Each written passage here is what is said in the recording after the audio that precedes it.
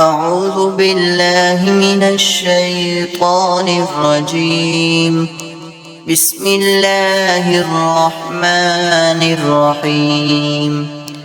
والتين والزيتون وطور سينين وهذا البلد الأمين لقد خلقنا الإنسان في أحسن تقويم ثم رددناه أسفل سافلين إلا الذين آمنوا وعملوا الصالحات فلهم أجر غير ممنون.